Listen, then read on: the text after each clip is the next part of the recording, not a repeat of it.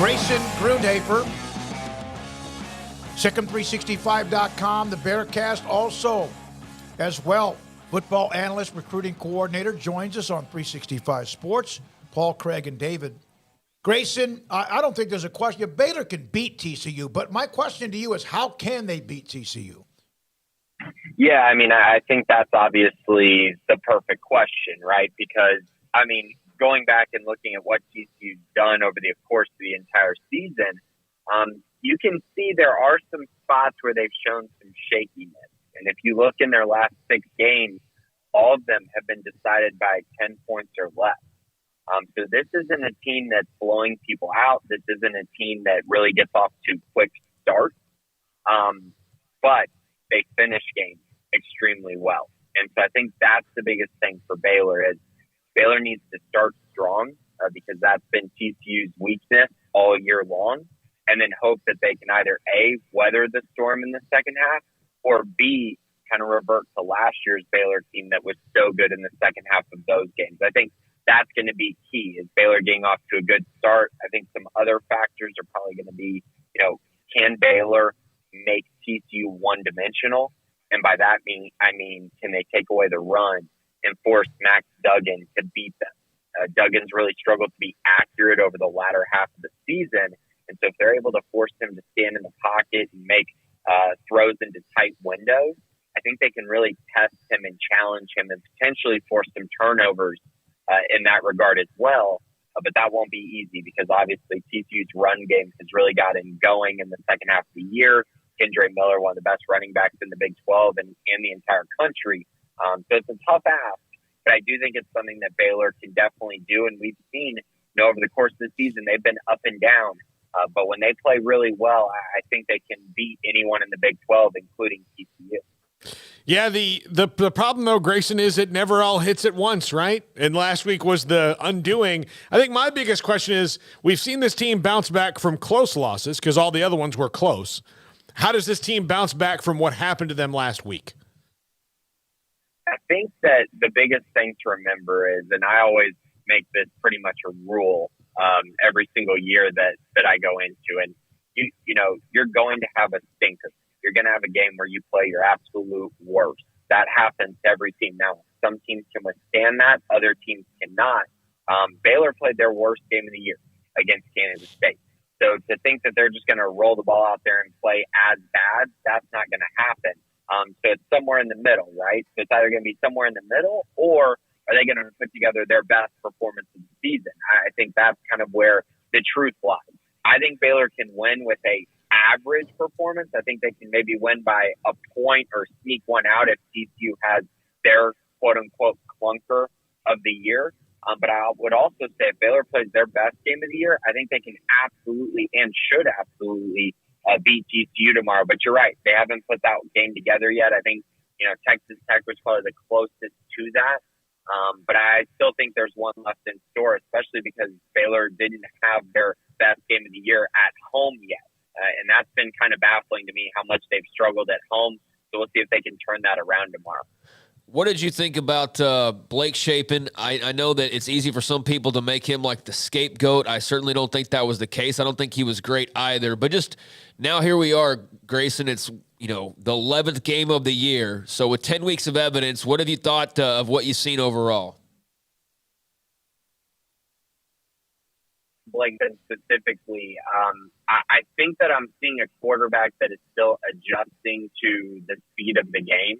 And it's really, again, I think it's one of those things where last year we saw what he did in the Big 12 championship. We saw what he did on the road against Kansas State and the flashes he had against Texas Tech in the season finale last year. But I think there was this unrealistic expectation that he was just going to come into this season and immediately be able to do the exact same thing he did a year ago. And that hasn't quite worked out because teams are scheming against them. Baylor hasn't quite ran the ball to the level that they did a year ago.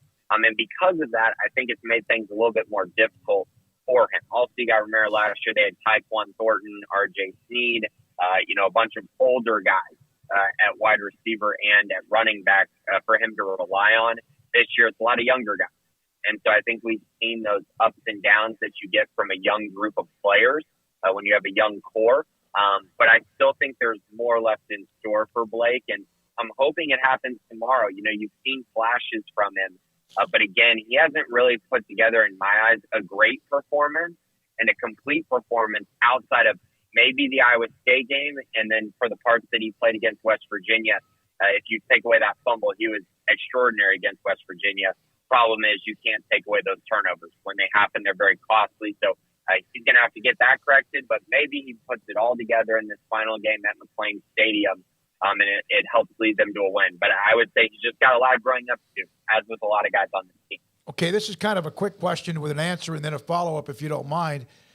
Can Baylor win this game without what you would consider a consistent and somewhat methodical running game? No, they cannot. Okay, then my follow-up is Bijan Robinson and Roschon Johnson, both of them are really good, had no chance against TCU in running the football. Now, Baylor's offensive line is much more senior-laden and experienced, so what do you expect with that since TCU shut down that running game? I think there are two different offenses, to be completely honest with you. And, I mean, if you look at what TCU's done throughout the entire season, they have not been that good against the run at any point during the year. That was their best performance they've played on the defensive line and just stopping the run in general.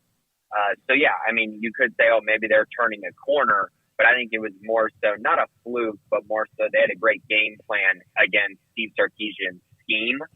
So I'm very curious how they handle the wide zone scheme, which is very, very different than a lot of the inside zone stuff that Texas runs.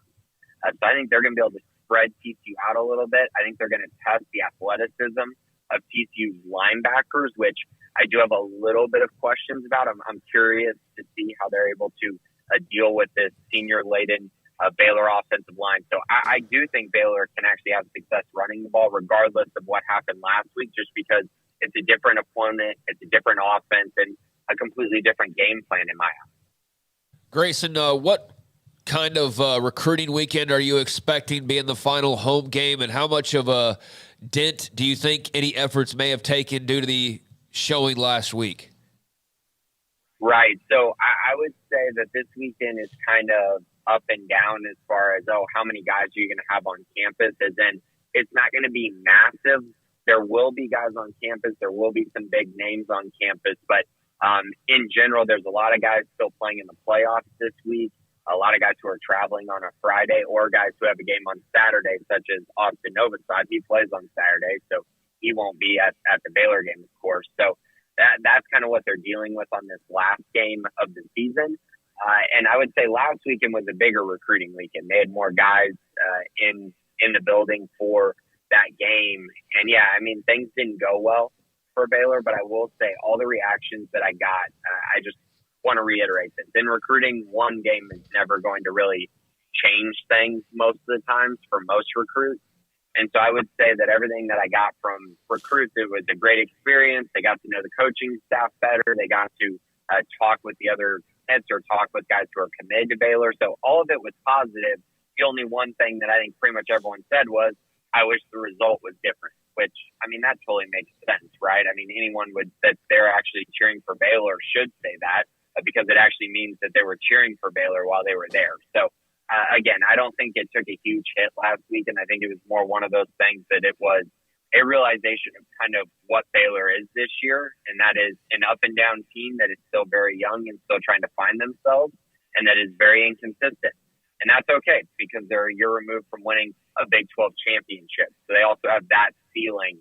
And I think most players that visit Baylor and most players that are being recruited by Baylor, it's more about the culture at Baylor and the coaches at Baylor as opposed to just a win-loss record. Grayson, good stuff. Thank you. Have a great weekend. Grayson Grundhoefer, this